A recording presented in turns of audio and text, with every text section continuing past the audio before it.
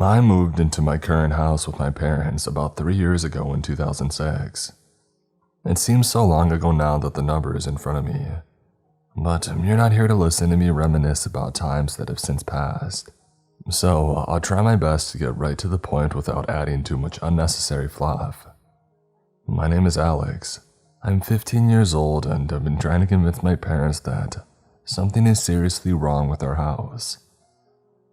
You see, the first few years that we were here were fine. Nothing out of the ordinary. I had actually loved the place.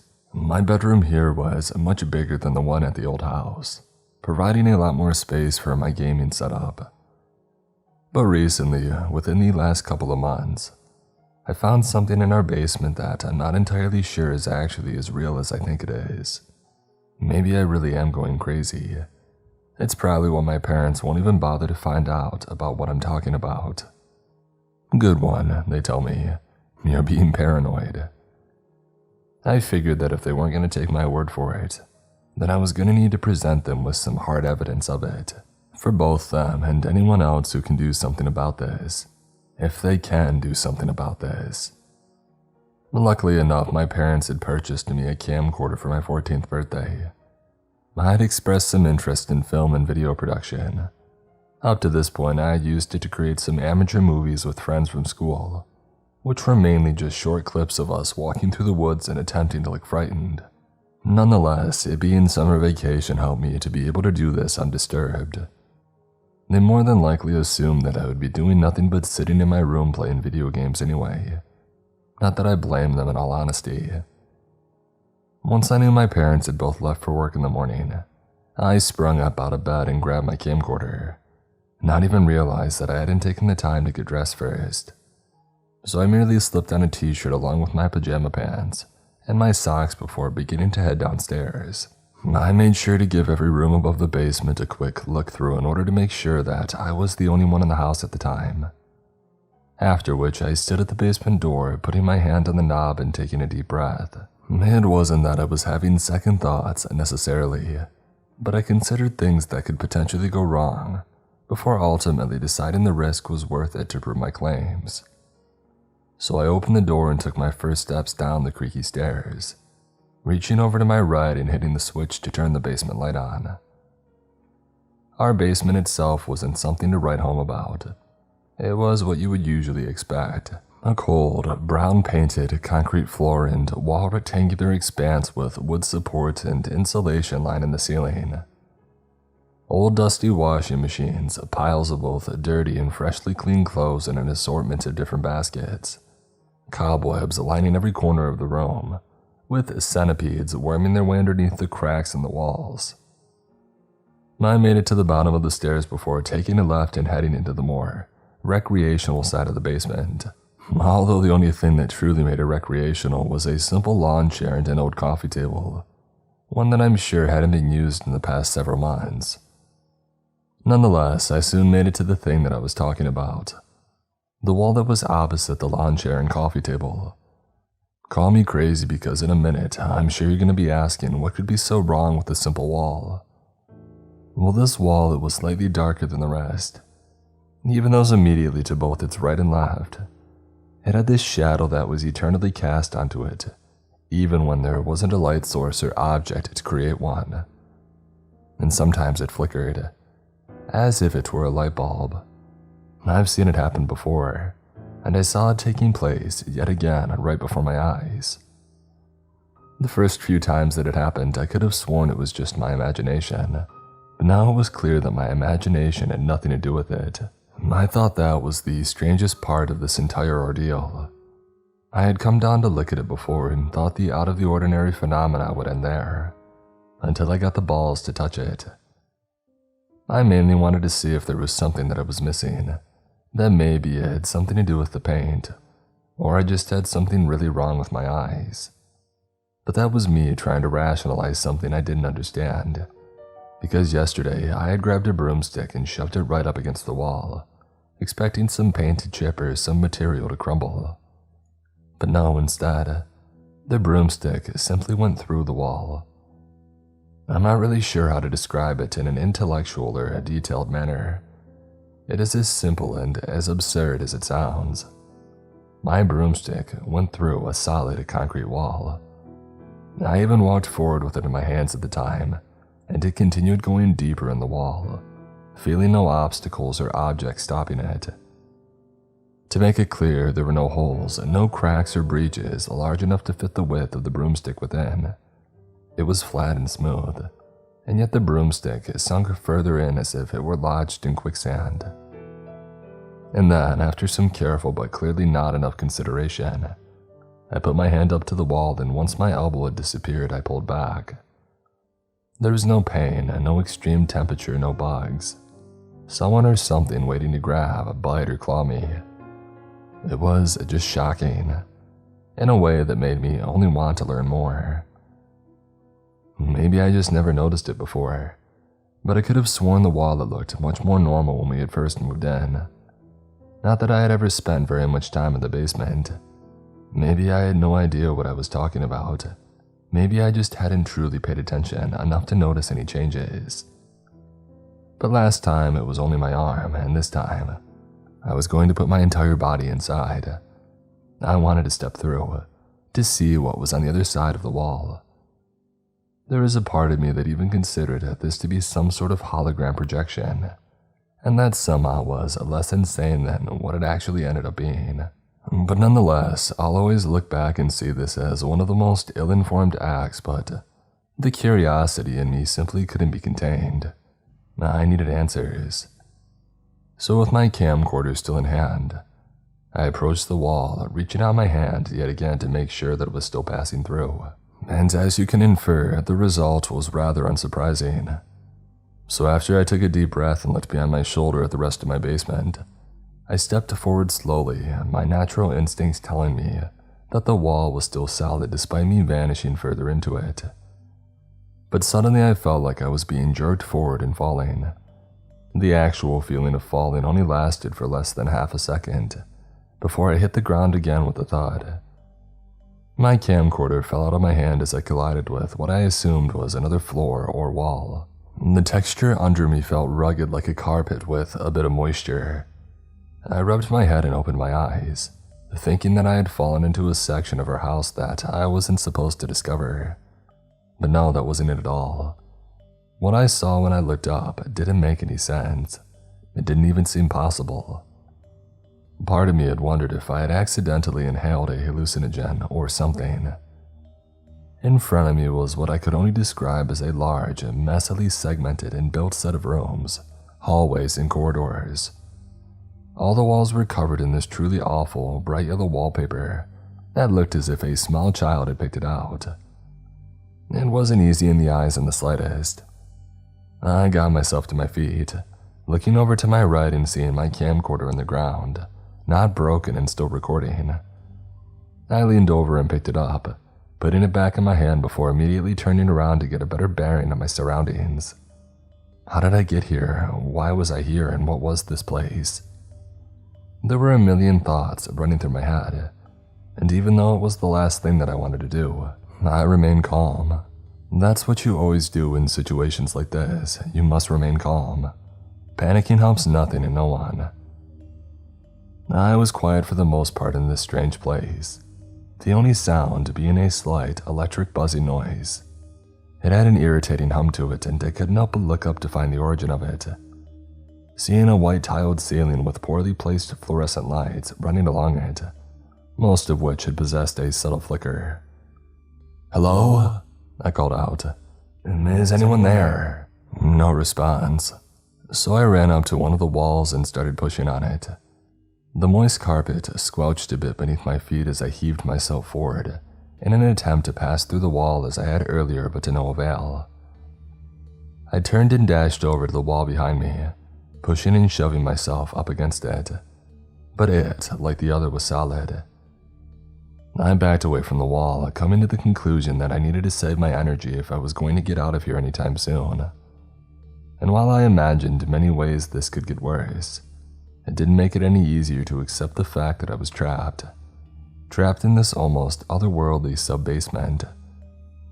So I started by wandering down the nearest corridor to my left, It seemed to be around 200 feet long, with dozens of intersecting halls connected to it on both the right and left walls.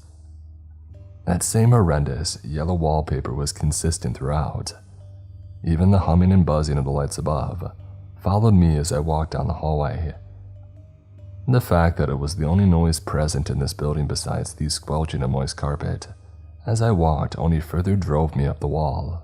It was maddening in the most mundane yet most unsettling way possible. It's crazy how much humans rely on sound for comfort, because I had only been in this strange expanse for about a minute and it had already felt like hours. "Hello," I yelled once again, hoping for even a semblance of a response. "Is anyone here? Can you hear me?" Like the previous attempt, there was nothing in response. Not a sound or sign of another human being. My breathing practically became twice as loud to make up for the dreadful silence. I soon encountered the end of the narrow corridor. I wandered into what appeared to be a much larger rectangular expanse. The basic design and layout were still the same, with multiple other corridors converging in the middle, kind of like an intersection. The lights flickered more heavily in the middle of the intersection, the humming and buzzing becoming almost unbearable. I don't know who approved the funding for this place, but they had to have been out of their freaking minds. I hadn't quite been able to come to a decision about which direction I should have gone at the intersection. All I know is that I wanted to get as far away as possible from that dang buzzing. I scoped out each hallway from where I stood with my eyes, with the one on the left catching my attention the most. Not because I was genuinely curious, but because it actually had something distinct going for it. And by distinct, I meant that it was dimmer than the other three, with only one of the fluorescent lights in the entire visible length of it. But despite the poor lighting, I noticed something about halfway down its length. On the ground was what looked to be a piece of paper laid out on the ground, just a single sheet that contained text written in red ink. And being the only distinguishable proof of life or the presence of other human beings in this place, I began to creep down the corridor and approach it, looking back over my shoulder with the undeniable feeling of being watched as I did so. I reached down, picking up the note as I made it over, only to make the unnerving discovery that the red ink was not ink at all. It was blood. I don't know how long I've been here or how much longer I've got left. I'm scared and it feels like it's been days and I haven't been able to find a way out. All I did was come home from work, throw myself into bed, and then I was here. I found this paper laying around in here, along with someone's car keys that were laying around, and had blood on them. I haven't seen another person since I got here, but I'm not alone here. There's something else lurking in these halls, and it isn't any man or woman. I gotta keep quiet and stay low, or whatever got the guy who had these keys belonged to, it's gonna come for me as well. And whoever finds this, if anybody finds this, keep quiet, stay low, and God help you if that thing hears you.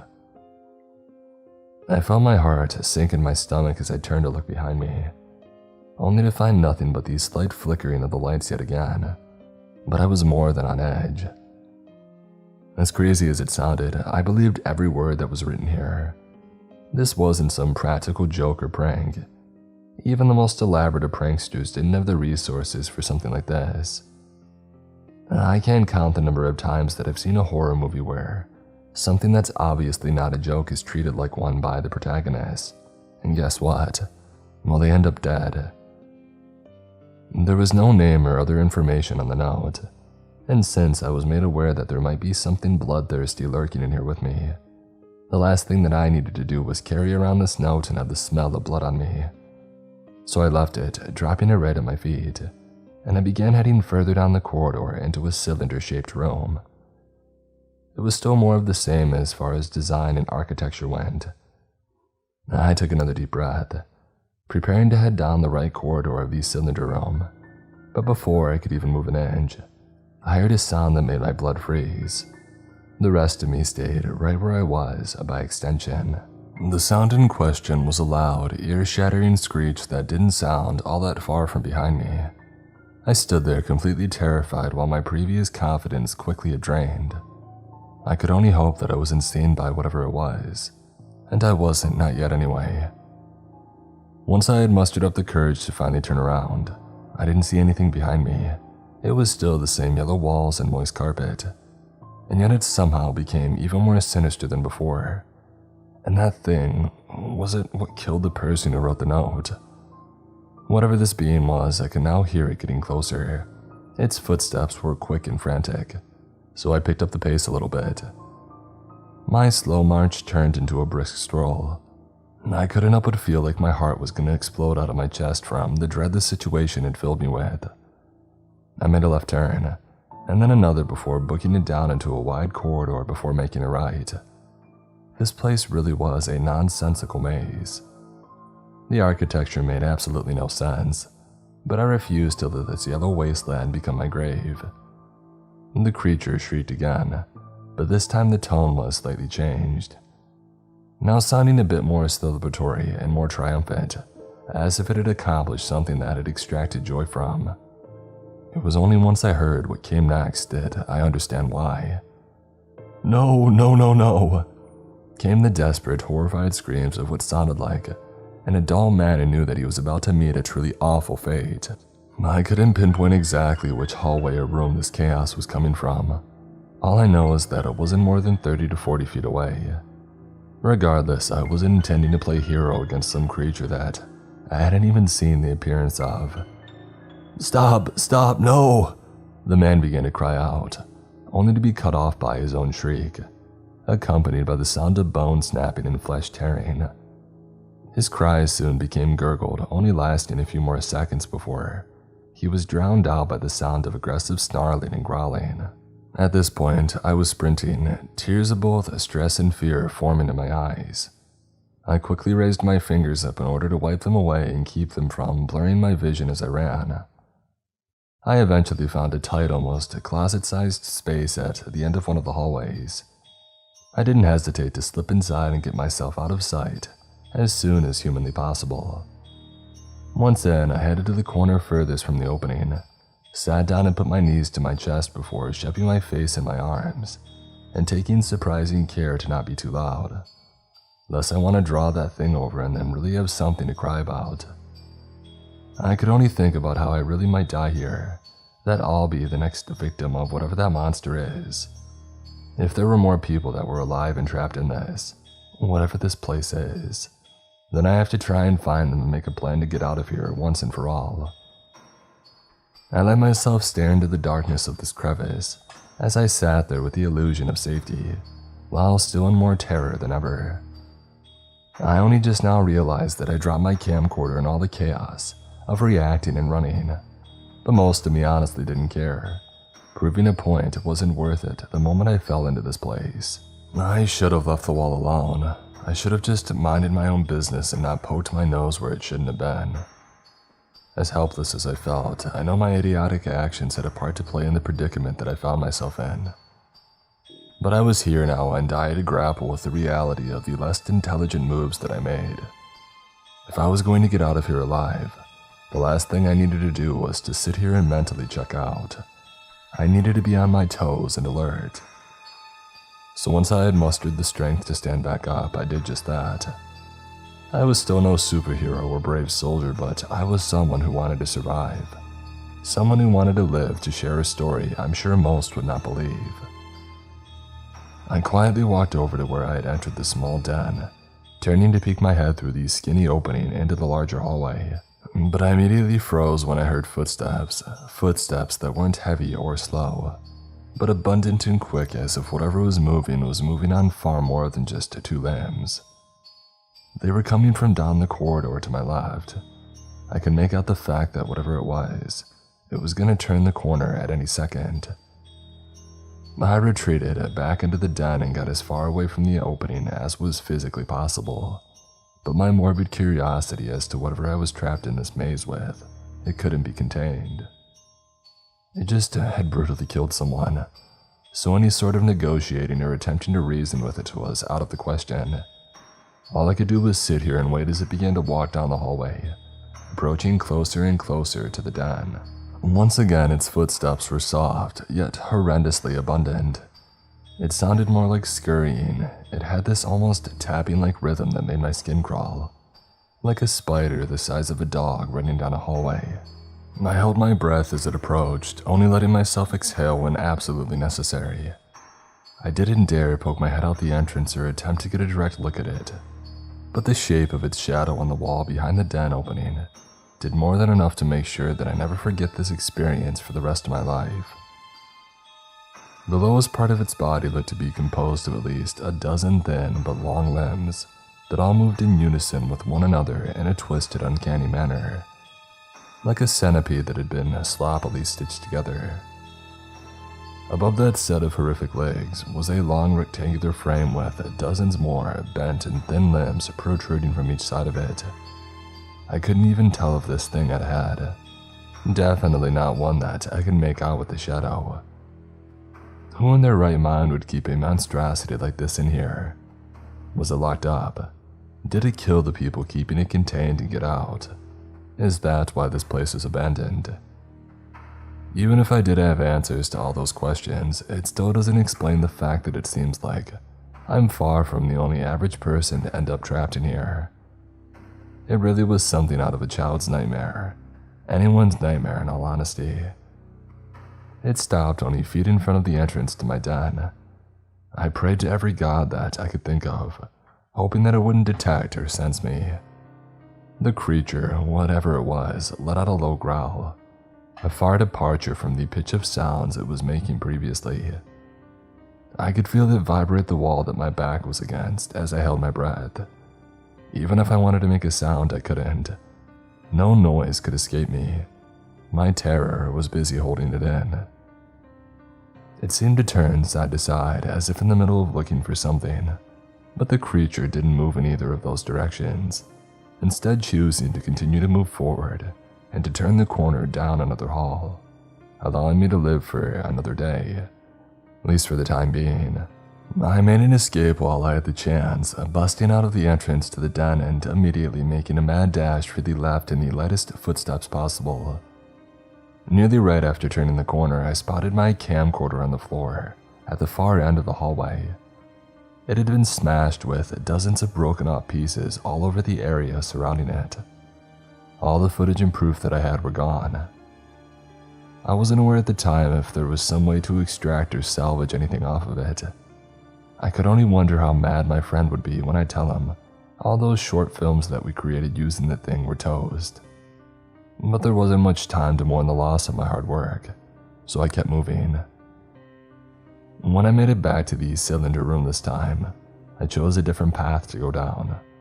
Last thing I needed was to go anywhere besides the total opposite direction of where that thing was headed.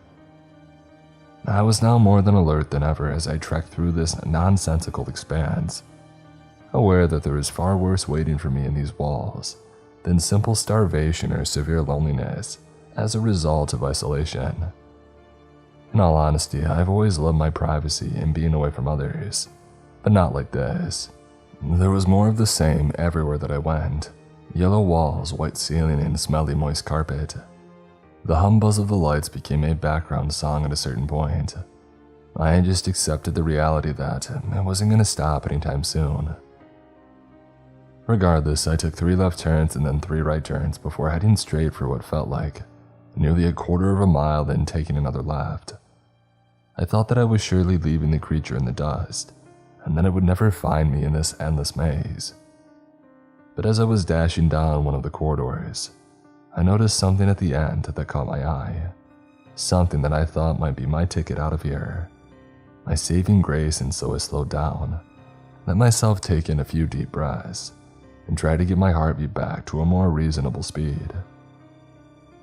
I then looked back over at what had my attention, making out what looked to be 2 thin, long objects protruding out from the ceiling. The distance made it difficult for me to make out details in the shapes, but the colors consisted of a dark blue for the majority of these objects' lengths, with them ending in a light brown towards the bottom. "Please," I whispered out loud, "please let this be it." My predictions were generally optimistic. I thought that I'd be able to climb my way out of these walls and be free.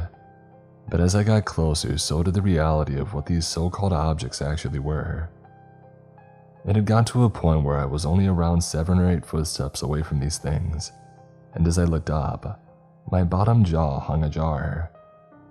They were legs, human legs, leg which had protruded from a section of the ceiling where the tile had been removed, although from the looks of it, it was more like violently torn and or busted off.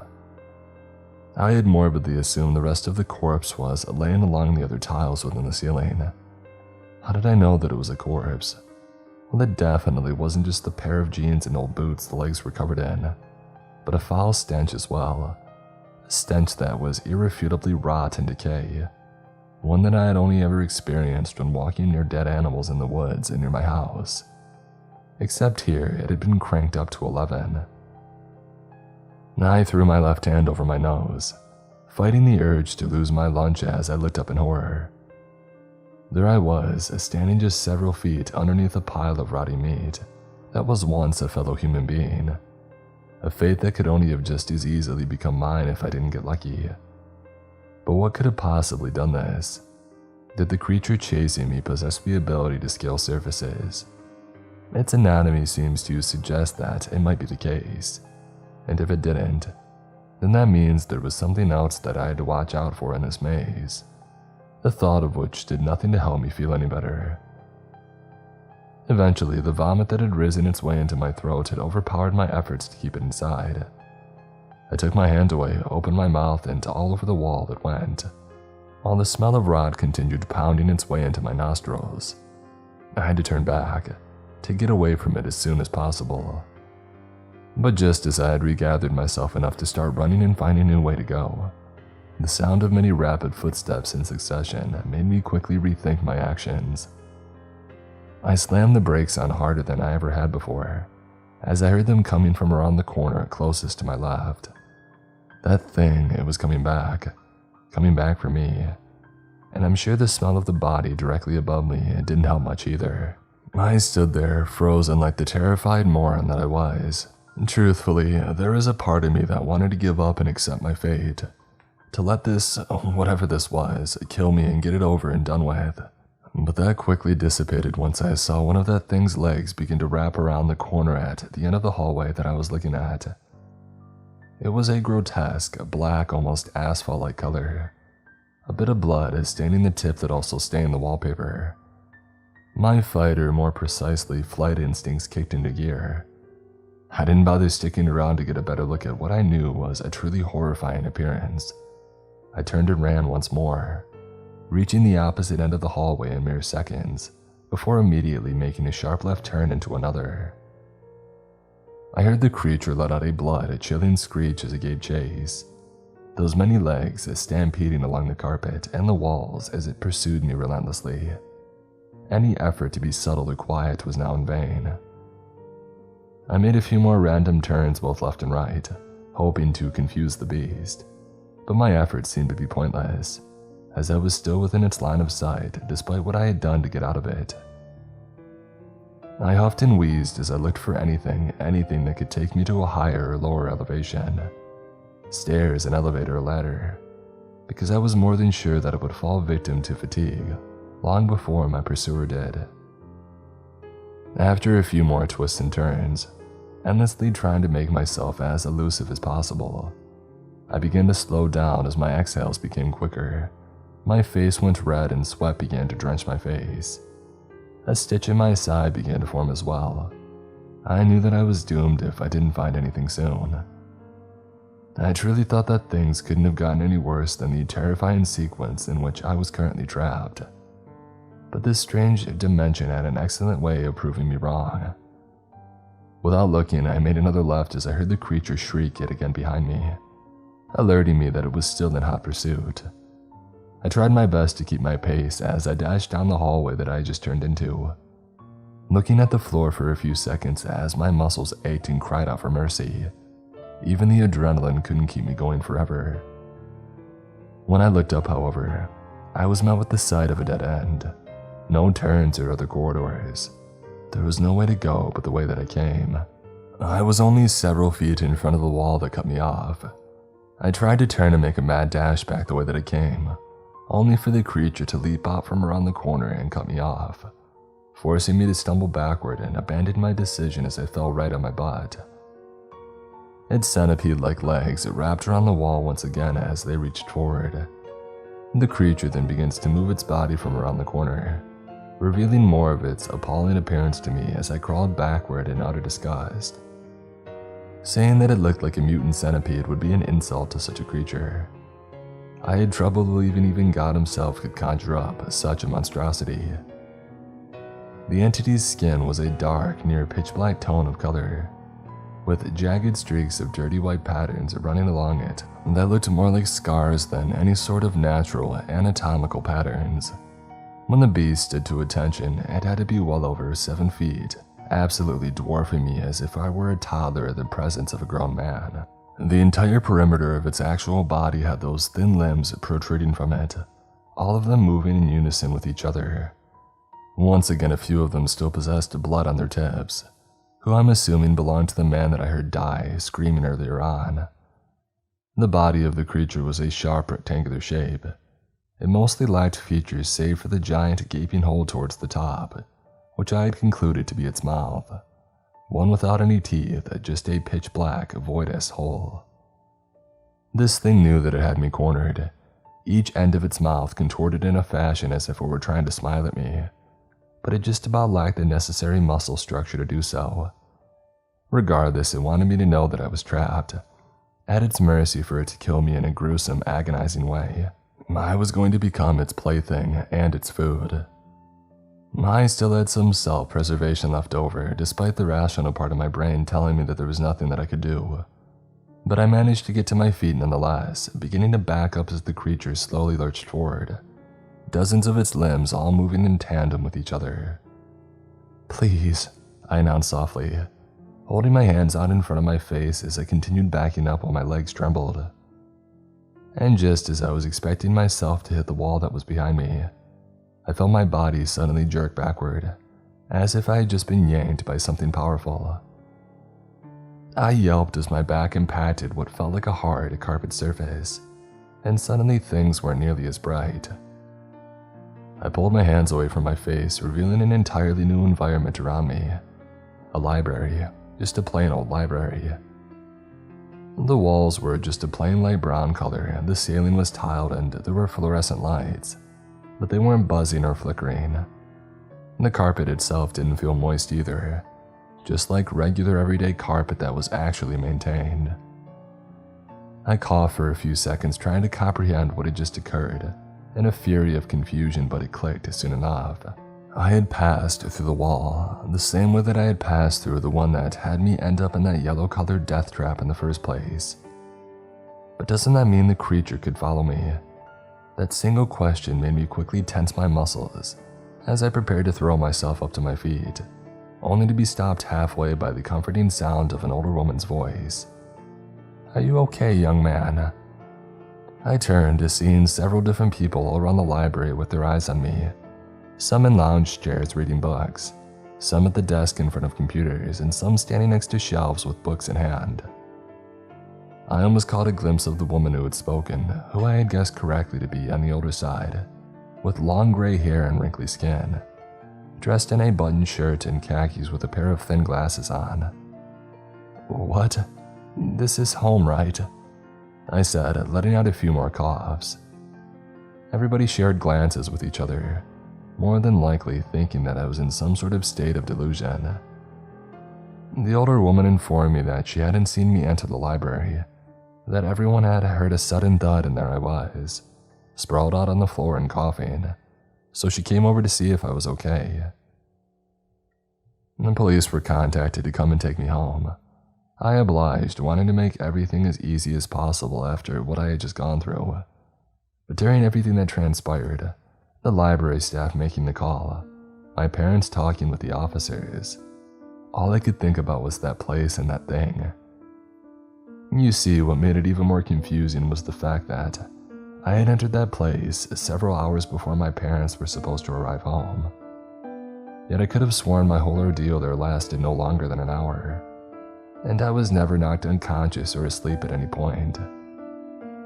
Nonetheless, I'm now writing this to try and make sense of what had happened to me, but I don't think that'll ever truly happen. I'm sure no one will really believe my story, but it helps to get it out there anyway, at least for my own sanity. I have my first appointment with my new therapist next week, and not by choice either.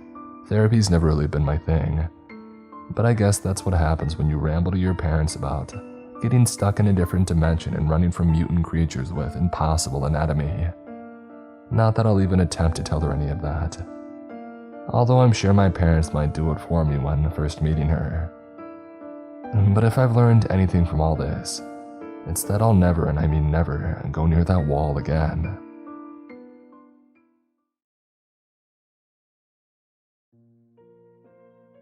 It's been about 3 months since my whole incident with the Expanse. I had been seeing my new therapist, Tiffany, for pretty much that entire length of time. She was on the younger side and had only really been working in the field for a few years. But she seemed to know what she was doing, and she actually listened to me. I told her a lot of stuff and experiences in my life up to that point, but I mostly veered away from the topic of the Expanse. Wasn't trying to get myself committed. I don't really know how that whole thing works. It just feels like the more that I went into it, the better the chance I would have of her thinking that I was legitimately insane. Hyperbole aside though, I just thought it would be better for the both of us if I didn't bring it up much. That is, until one day she insisted that I talk about it. She wasn't authoritative necessarily, but said everything she could to guarantee that I would feel okay with going into detail about it. After all, me trying to tell others about it is why I was here in the first place. Alex, you can trust me. I'm here to help you, not judge you. If I was, then I wouldn't be in this chair. She said softly, leaning forward in her chair and looking at me with almost maternal instinct. I won't force you to talk about anything, but I promise you don't have to feel like a prisoner in your own mind. I'll bet that I can relate a lot more than you might think. I perked up upon hearing that last sentence, my eyes shifting in her direction with a look of intrigue and curiosity. She returned the eye contact before delivering a slight smirk, confirming her implication. You're not serious, I accused. Listen, I get you want to help me, but I don't think you have to lie to do it. This isn't necessarily the most professional of me, and I really shouldn't say this, but that place you're talking about, it's not as insane as you might think. I believe your story, every word of it. She continues, suddenly stopping her hand gestures as she waits for my response. I really don't appreciate you making a joke out of my experience, I snarled. You're supposed to be helping me. You're supposed to be different than all the other people who won't listen and just ridicule me. I'm nothing but a punchline to everyone, even before any of this happened. After my little fit, I then got up out of my chair and began to walk to the door, only to be stopped once she announced something that made my heartbeat nearly cease upon hearing it. The thing with all the legs, came her calm assertion. I turned, looking over to her with wide eyes and mouth slightly ajar. I had never told her about the creature, not once. In fact, I hadn't told anyone about it, let alone any of its anatomical features. So I stood there looking like a complete moron while she got out of her chair and approached me. Taking a quick glance to her left at a long curtain on the side of the room, with no windows, and then directly back at me. It tried to kill you, didn't it? She inquired rhetorically. It tried to kill me too. Still, I stood there stunned, not even knowing how to form words for a response. Alex, you gotta believe me. I'm sorry if you thought that I was trying to discredit you. That wasn't my intention. But I know what you're talking about, and I know you're not the only person who's gone through this. Now will you please sit and finish our session? I don't want you leaving this room upset. She kept her gaze locked hard on me, and I took a deep breath, internally kicking myself for not keeping my cool, when I had always been a person who prided myself on doing just that. So, with a bit of hesitance, I turned and headed back over to my chair, sitting back down and cupping my hands together as I waited for her to continue speaking. How did you get in? How did you get there? she asked, a sympathetic undertone present in her voice. It took me nearly a full minute to answer despite knowing precisely what I wanted to say, but Tiffany's body language gave me no doubts that she was entirely prepared to listen. A wall, I croaked out. This wall in my basement was like it wasn't even there, like things could just go through it. It was so weird. I've only seen things like that in video games. This didn't seem to shock her, not in the slightest. Instead, Shoni nodded slightly while staying silent, allowing me to elaborate. My parents wouldn't listen to me. I tried calling them about it, but they never wanted to hear it. All I know is that I wanted some proof, so I could show someone who would do something about it, or at least somebody that would believe me. How did you feel while you were there? She asked, prompting me to take another several seconds of silence as I thought of my reply. I really don't know how to explain it. It's not a feeling you can describe. I don't think anyone's felt it. Besides you, is there any chance you could tell me about what you saw on the walls? I solicit, only to prompt a look of hesitance from Tiffany. This is about you, Alex, not me. I'm here to hear your story, not to tell you mine. She rebuts, cupping her hands together. I know you are, but I want to hear yours. Maybe, just maybe, it'll help me be able to find some closure with mine. I fire back, more insistent than previously. I just want to know there's somebody else out there who understands. Tiffany exhales, looking to both her right and left only to return her gaze back over to me as silence swallows the room. I knew that in the back of her mind she did want to tell. That despite her training and education, she was still human at the end of the day. Screw protocols, screw procedures, screw all of it. Just please tell me, I beg, leaning forward in anticipation. And Tiffany keeps eye contact with me, still appearing unsure about her next move. I widened my eyes and let her know just how desperate I was to hear about her experience. Okay, she sighs, still hesitant. I was 10. It was my birthday and my mom had invited several of my friends over to the house to celebrate. My dad had taken me out to the shed in our backyard so we could grab tools to finish working on my birthday present. He refused to tell me what it was until I was finished. You see, my dad never really let me into the shed very much, not unless I was close to him. Said that he didn't want me messing with grown-up stuff in there, stuff that could hurt me. She paused, allowing me to interject with a question. What's your dad's job? I inquire, surprisingly prompting her to smile. He was a carpenter. He was always very good with his hands. Tiffany trails off, an expression of guilt creeping onto her face. Alex, are you sure you want me to do this? It just doesn't feel right. Yes, I need this. Okay, well, we went into the shed and it was a very small shed. Could barely fit 3 people inside there at once. And yet there was a door on the opposite end of the entrance door. It looked like it would lead you somewhere in the back of the shed, but there wasn't any more physical structure behind it to give the door a real purpose for being there. It was about as pointless as a window on the floor. Dad grabbed some of his tools and I just kept staring right at that door the whole time. I had seen it a couple of times before, but on this particular occasion, I just really wanted to know why it was there. And so I asked him. He told me that he was going to add onto the shed and that he wanted to have the door built ahead of time. Of course, me being 10 with not much comprehension of how carpentry works, I took that answer at face value. Yet there was also this part of me that felt like he wasn't telling the whole truth. After the party was over that night and I had gone to bed, I couldn't sleep. I laid awake all night thinking about that door. I don't know why. Even at the time I knew it was an odd thing to focus on. Nonetheless, it didn't leave my mind.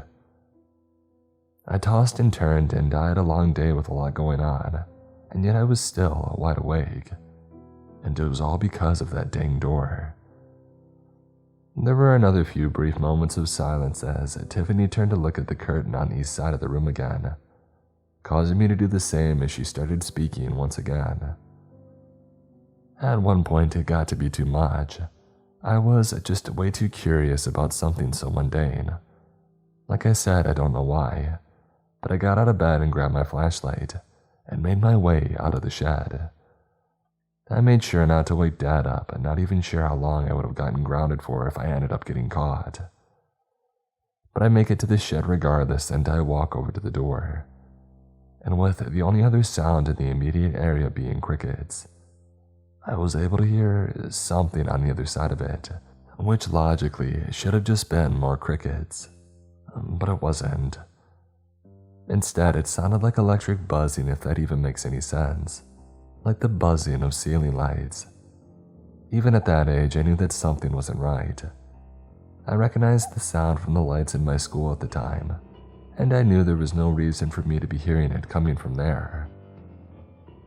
I let my curiosity get the best of me, as a lot of kids do, so I opened that door. God, I just want to kick myself for even saying it now. But I opened the door and there it was, the expanse. I remember it just like how you had described it.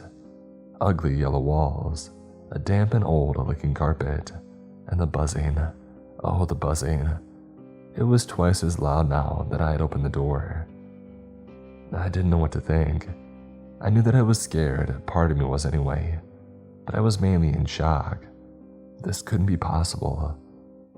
I had only seen things like this happening in the cartoons and the movies that I had watched. I told myself that I wouldn't go far, that I would only take a few steps inside just to see what the place was, and to make sure it wasn't just my imagination, that I wasn't just dreaming. At first, I honored what I told myself. I only took 3 steps inside before staring at the empty hallway in front of me. The fluorescent lights flickering above only helped to unease me, but my curiosity was overpowering my gut feeling, the feeling that something was wrong, and not just with what I could see. I finally began listening to my instincts at that point, because it wasn't long before I decided it was really time to go, and that I had already overstayed my welcome. When I turned around to go back the way I came, I saw nothing, just a flat, ugly yellow wall like the rest of them. Any sign of the door being there just up and vanished. I went to the wall, pushed on it, and with all my weight, threw myself against it over and over, thinking that I would get some sort of different outcome. But no, I was just a scared little girl trapped in a place I knew nothing about. I banged on the wall and yelled as loud as I could for my parents. It wasn't long before I started to cry in a desperate panic.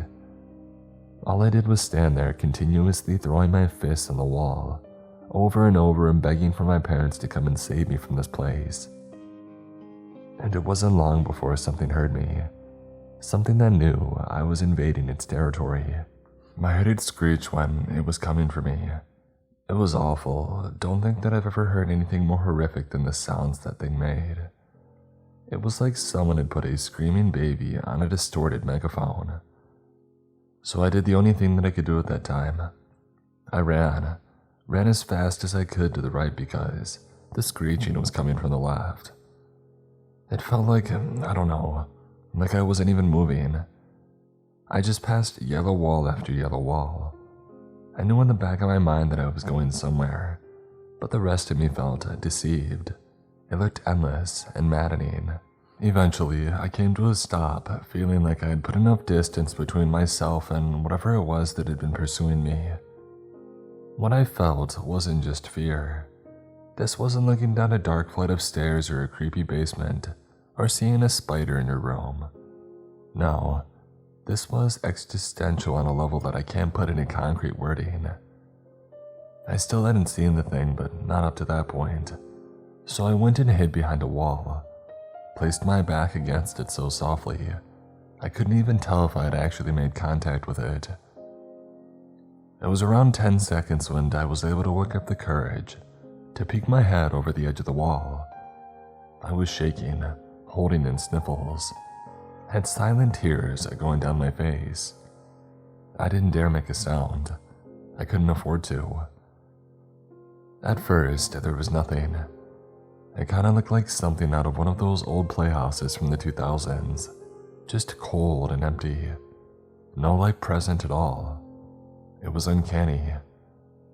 And Tiffany pauses, entailing and shifting her gaze over towards that curtain once more, prompting me to finally point it out. "What's going on with that?" I asked as politely as I could.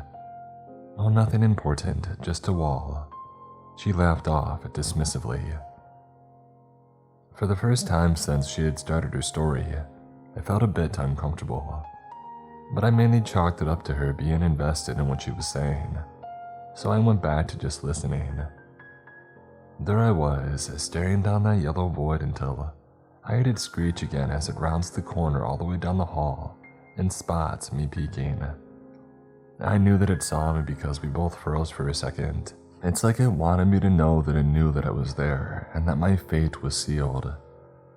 All those legs, God, those legs. They all moved in this grotesquely perfect unison as it started running towards me. And so I turned and bolted, hugging the wall to my left, which was a dead end. Just my luck. Did I mention I don't like spiders, or really with anything more than 4 legs for that matter? So it wasn't exactly in my bucket list to encounter a man-sized mutated centipede. I didn't think my little legs could carry me so far and so fast. Everything around me was a blur, like I was on a high-speed rail train or something. But it still wasn't enough. That thing was hot on my tail, and there was a small part of me that knew I could not run it.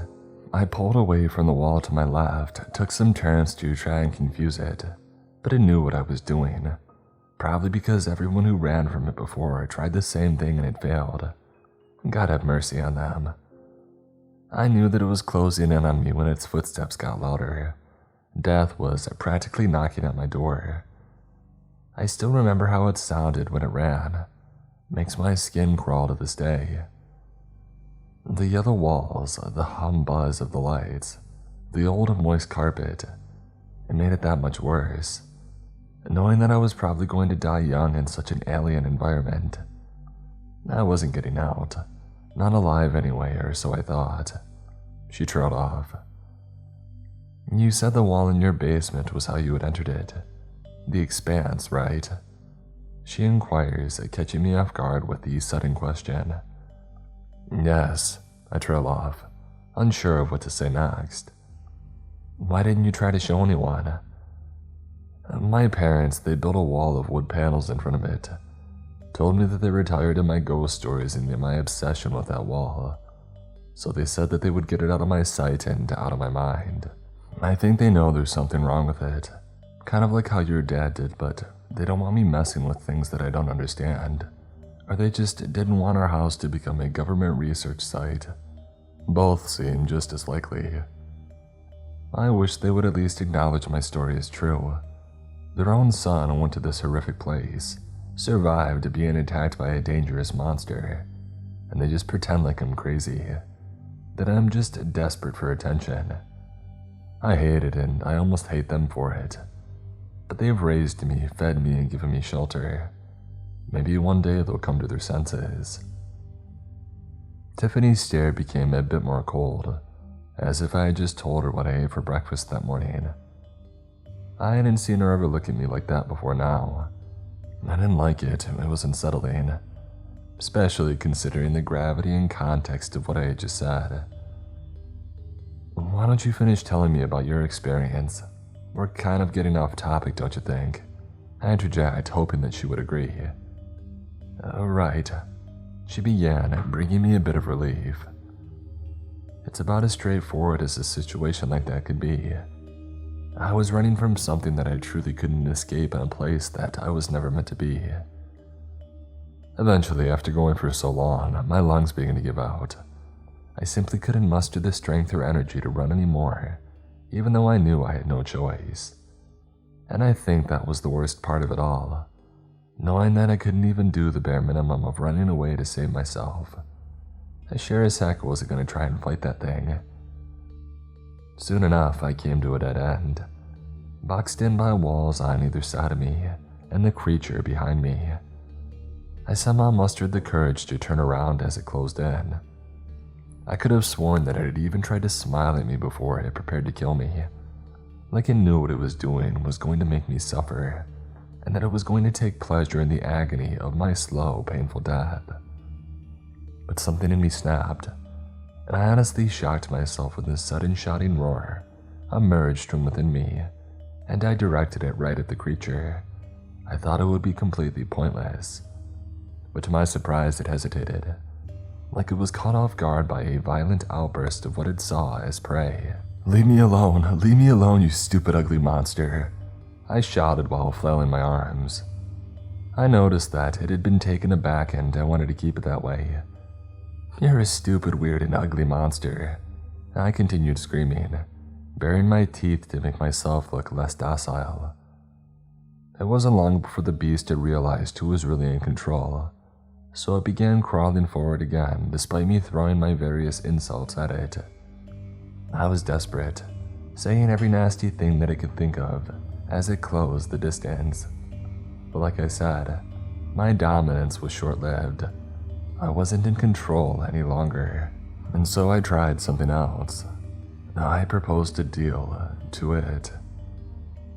Tiffany then pauses, not even making a sound as she looked at the floor with mannerisms that almost resembled guilt. What did you offer it?" I growled demandingly. "That's not important, but what is that it spoke to me and told me that it was hungry, in this gross and hoarse and nightmarish voice, like an elderly smoker at his throat filled with a thick syrup. I didn't even know something that alien could even possess the ability to speak in the first place. Its voice really contrasts with all those horrible screeches that it makes, I'll tell you that. But I eventually made it out. Found a wall that was darker than the rest and fell right through. Ended up right back up in. Whoa, wait. What did you offer it?" I said, less patience at present in my tone. "And don't say it's not important. I want to know why I let you live." But Tiffany doesn't respond out loud. Instead, she goes looking at that freaking curtain again, giving it an intriguing stare before standing up out of her chair and moving towards it. And that's when I decided that it was time to leave. "I think this session is over," I pronounced as firmly as I could at the time, only for her entire demeanor to shift once the words had left my mouth. I stood up, attempting to go over and grab my cell phone from her table. "Sit," she snarled, giving me a look that said she was not in any mood to argue. "Tell me what you offered it," I erupted, my voice echoing off the walls. She didn't respond yet again, prompting me to lunge for the door. I got my hand on the knob and fumbled turning it, and so I threw it on there again, only to be stopped mid-turn by the sound of a click coming from behind me. I already concluded the obvious. "Stop. Turn around slowly. Don't make this any harder than it needs to be," she growled, presumably waving the gun that she had pointed at the back of my skull. "You know, I'd rather die than get sent back there," I rebut. "No, it won't be that simple. I'll just put a bullet in each of your knees and then throw you in there, so your fate is up to you. Do you want to die slow and painfully, or have a chance of running away for a while?" I put my hands up and slowly turn around, and right there is the sight of Tiffany standing next to the curtain, with a Glock in her right hand pointed directly at me. "Good," she muttered, just before reaching with her free hand to grab the edge of the curtain and yank it to the side. And behind said curtain was a door, just a simple dark red door, like one that you would see in someone's house. That alone isn't usually very sinister, but in this context, it was beyond bone-chilling. I knew what was on the other side of it, and that I didn't have much longer before I would end up there, back in the expanse. "Come here," Tiffany demanded, using her gun to point to the door. With no choice, I did as I was told, marching over to her and stopping just a meter in front of the door, my hand still in the air. "It's hungry. I'm sorry, Alex, but it's hungry." she said, all the sympathy exiting her tone. When I saw your story, I knew that I needed to find you. So you could kill me to continue to save your own skin. How do you know the creature could even make it out of the expanse? What do you have to fear? It's nothing but an empty threat when you're out here. Oh, it can, she stuttered. You see, you got lucky. You fell into a public place where it didn't want to reveal itself by continuing to pursue you. But most people, even those who fall back into reality, they aren't so lucky. How would it even know where you are when you're not in the expanse? You don't have to bend to this thing's will, I promise you. But instead of rebutting, she simply waves the gun towards the door, signaling for me to open it and step through.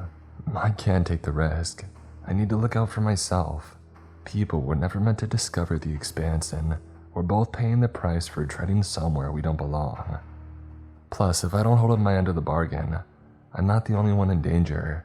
Far from it. This goes beyond just me and you. It seems like you're getting a bit of slack compared to me, I barked back. Hurry up and stop stalling, Tiffany snapped. There's no need to do this. There's gotta be another way.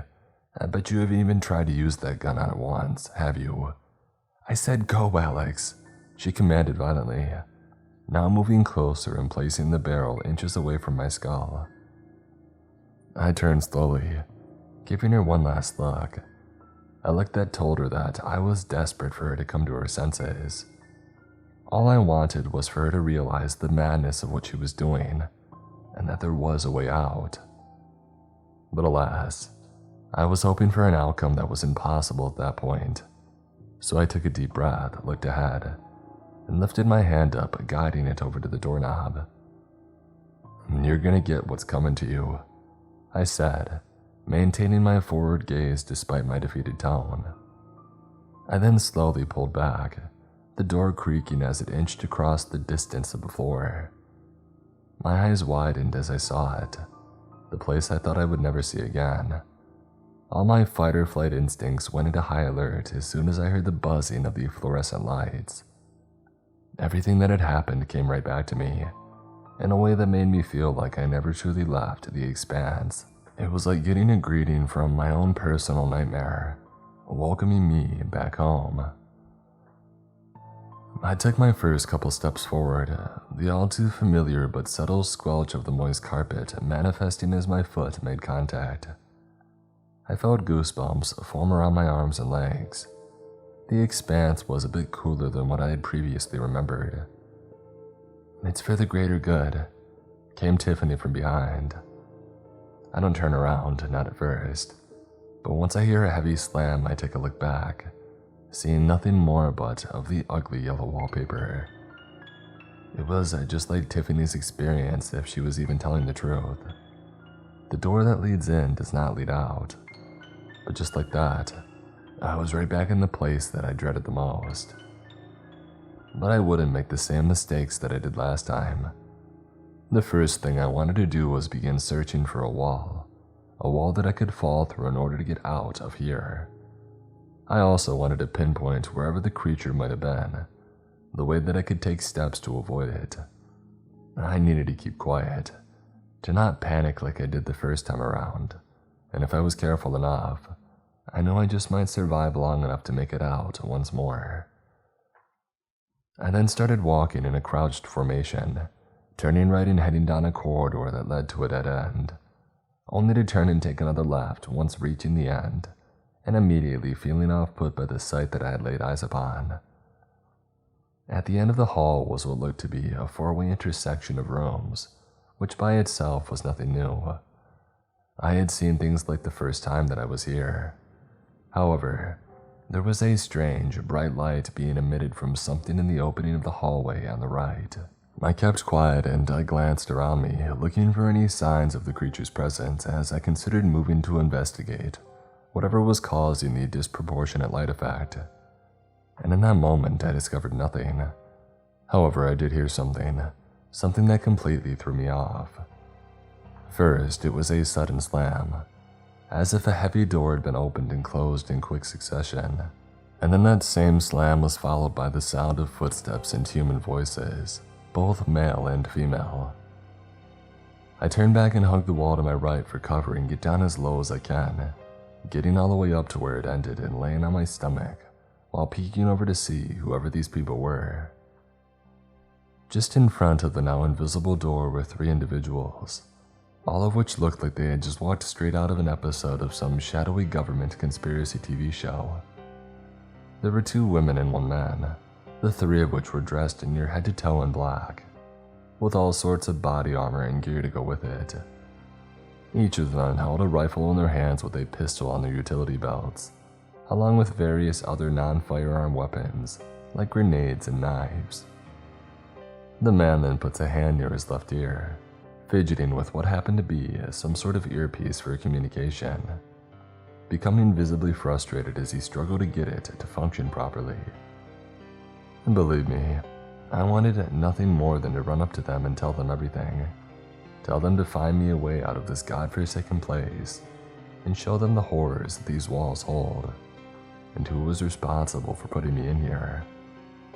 But I don't think they were there to help, considering the fact that one of them had Tiffany's Glock strapped at their side, with a bit of blood sitting on the side of the barrel. She was nowhere to be found, and I pondered as to whether or not she was dead or incapacitated, but it wasn't long before I got my answer. The body's getting picked up and taken to Site 7. The director of operations said so, said the man, his voice soft but low in pitch. Why not take it back to Site 12? Then they can feed her to that blue freak they got locked up in there, rebuts one of the women in a sarcastic tone. He's got a talent for killing, I'll give him that. The other woman chimes in. But man, West wasn't kind to him in the looks department. I bet you've never even seen him fight, the man jokes, smirking as he clutches his rifle.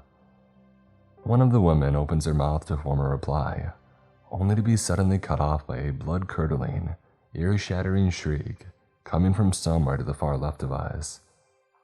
The 3 of them all immediately snapped to attention and raised their weapons, ready for a fight. The creature, it knew that we were here and it was coming.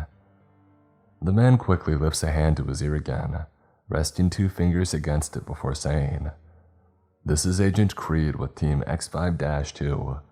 We're at the location and the witness has been terminated and pinged for pickup and disposal. There may or may not be cryptid activity present as well. Should we keep moving? The 3 agents all stood at attention as they received their response, one that I myself was too far to hear coming from the communication piece.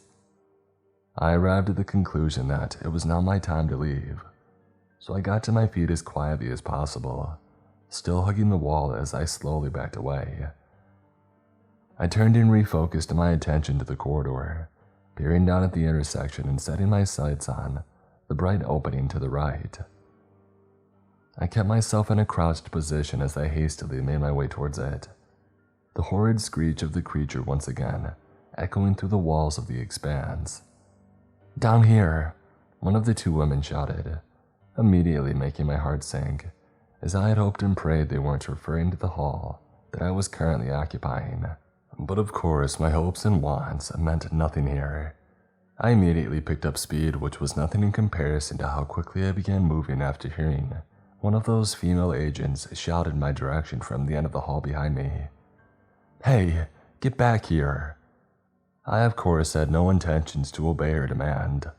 Instead, I broke into a full-on sprint, not taking even a moment to waste on trying to convince them on my situation. I made a mad dash for the intersection as the woman began to open fire. Several bullets whipped by and missed me by mere inches, only causing my adrenaline to skyrocket, making me pump my legs like never before. After what felt like an eternity, I finally made it to the end and made a sudden and hard right turn. The woman had stopped firing at me but cried out in fury of both horror and rage. Gunfire then erupted through the walls as I heard the creature's dozens of footsteps as it closed in on the 3 agents. What is that? The man shouted, just before letting out an agonizing cry. I didn't dare look back, but all I know is that things likely didn't go his way in the midst of encountering the beast up close. Their screams were haunting, and that, coupled with the gunfire and the screeching of the creature, made this situation all the more horrible. The sounds of flesh tearing didn't help, but at this point, I couldn't tell who was killing who. It was only when I was more than a couple hundred feet away and my heartbeat had slowed to a more reasonable speed had I realized that my surroundings had changed significantly. Instead of the soft thumping and squelching of moist carpet, my feet were hitting solid and dry tile. I slowed myself and looked down, only to now see a bright, white-tiled floor. It was pretty much what you would find in your average public school building, and speaking of, when I glanced ahead of me, the hallway was no longer yellow. Instead, the walls to my immediate left and right consisted of tall blue lockers. Above those was a simple white-painted slant of wall that ran up into an equally boring and flat-tiled ceiling. There was a gap in the lockers on the left wall around 30 feet in front of me, so I went towards it, only to discover that said gap was actually a door. You would think by now that I would have had my fill on anything to do with those. The door itself was made from a light, polished wood, with a tall, vertically thin window running up the middle. I peered into the glass, laying eyes upon a classroom, one that looked to be abandoned. Had I made it out? Had I escaped the expanse a second time by some sheer dumb luck? No, because I looked back behind me and saw the way the yellow wall slowly faded into this new structure. The cutoff was sudden and easy to distinguish. Dozens of feet of yellow wallpaper suddenly becoming a solid white, and stopping right where the blue lockers began. It was obvious that this was a school, or at least an imitation of one, but I wasn't back in reality. I was still in the expanse, but obviously, there was some sort of different layer or section. Regardless, I don't know who actually left the encounter alive between those agents and the creature. I couldn't hear anything anymore at the distance that I had put between all of them and myself, but I knew whoever survived would come looking for me, and I wanted nothing to do with either. I didn't want to keep standing out in the middle of the hallway and leave myself as an easy target. Part of me was forgetting the creature might not be the only one in here, and the gunfire going on earlier didn't help. So I put my hand on the doorknob and I turned it, and to my surprise, the door swung open with a slight creak. I stepped in and I shut it behind me. I didn't see a lock of any kind though, so instead I went and pushed a couple of these students' desks up against it, hoping that it would provide me with just a bit more peace of mind. While I could tell this place was abandoned, most of these supplies and actual material still looked mostly intact, save for the dust and little bits of moisture. Over on what I assumed to be the teacher's desk was a black cover notebook and a mug full of pens and pencils next to it. I went to approach it, only to stop dead in my tracks by the sound of sudden movement taking place just outside the door to the classroom. My heart froze and I kept still. The movement wasn't a constant, abundant pitter-patter like the creature, and it was far too heavy to be human footsteps, so it had to be something I had yet to encounter. Once the initial terror had passed over me, I immediately dropped low and maneuvered my way underneath the teacher's desk, letting my back rest against the thick metallic tower of drawers that doubled as a support leg. I was fully hidden. I knew whatever it was wouldn't be able to see me, and yet it didn't ease my nerves in the slightest. But how could it? Especially when I could pick up the faint, yet potent sound of its heavy breathing coming through the door. I was looking through the window in the door, waiting for the slightest noise or hint of movement to occur. I had no idea what this thing even looked like, and I didn't want to. I kept holding my breath despite not needing to. Every second felt like an eternity. I got to a point where I thought my heart would explode. But then I heard its monstrous footsteps once more, and its heavy breath faded away, allowing me some emotional relief as I finally exhaled. It was leaving, losing interest after failing to pick up on my presence. I slowly peeked my head around the support of the desk and I glanced over at the window of the door, only to see that whatever it was longer there. But it still didn't want to leave the room, not for a while, but I knew that I would have to eventually. I slowly slid up from underneath the desk and stood up, grabbing both a pen and a notebook placed on top of it, before returning underneath the desk. I'm gonna write all of this down. I need this to reach someone somewhere. I need to continue getting my story out there. If you all don't hear from me again, then I guess that means I didn't make it. But this needs to be exposed, and the world needs to know. Be careful where you step and remain cautious of where you go, because there are fates a whole lot worse than death, and falling into the expanse is one of them.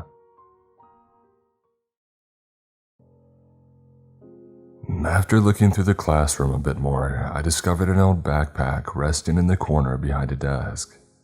I picked it up, unzipped it, and looked through all the pouches for anything inside. There wasn't much of note besides dust and crumbs, however. I figured it would be a useful item to have with me.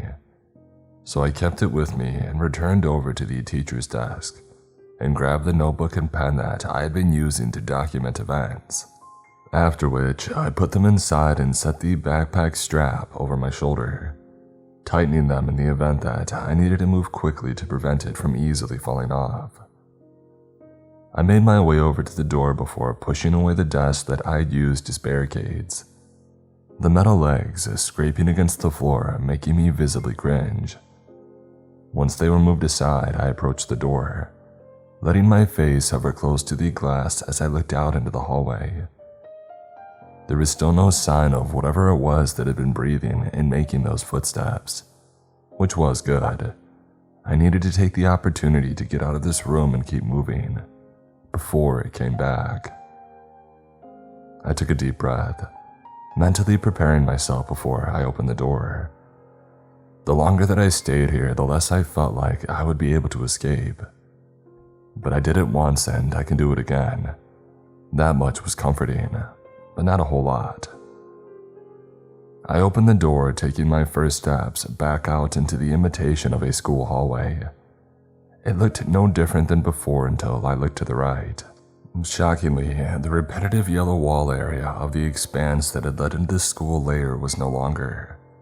It was the exact same hallway that I had run down when escaping from those mercenaries. Were they soldiers, whatever you would call them?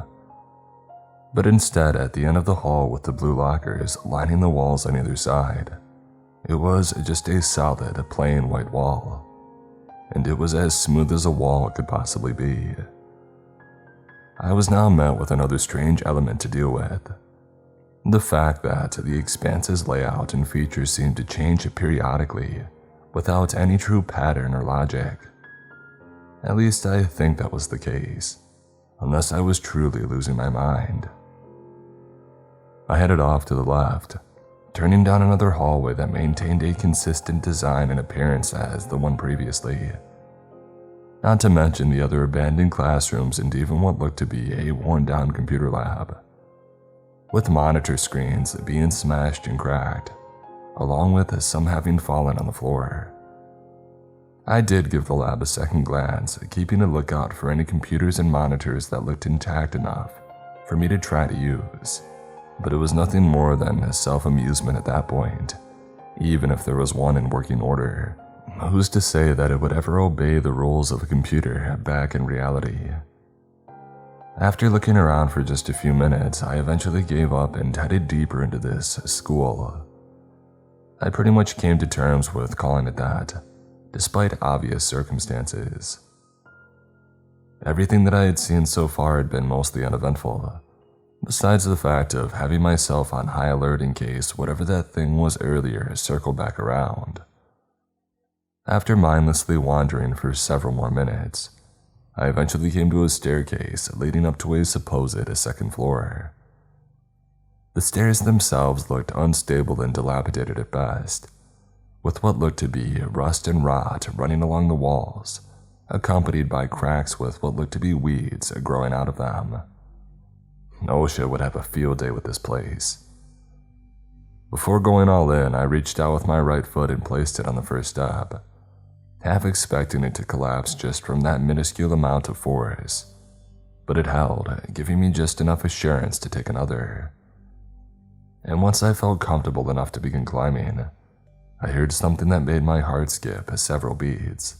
I stopped, frozen as I leaned forward to keep myself out of the line of sight from the stairway entrance. Coming from outside the doorway where the staircase was located was footsteps, heavy but slow and potent footsteps. But not only that, there was the breathing as well. It was just as deep and hoarse as it was unsettling. The creature that was looking for me while I was hiding inside the classroom, it was coming. And there I was, just a sitting duck out in the open. I immediately started to move up the stairs as quietly as I could, skipping multiple steps and placing my feet down as lightly as humanly possible.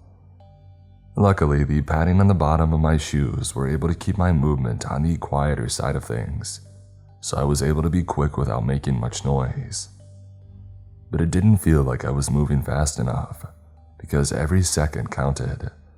And with everyone that passed, the louder the breathing and the footsteps became.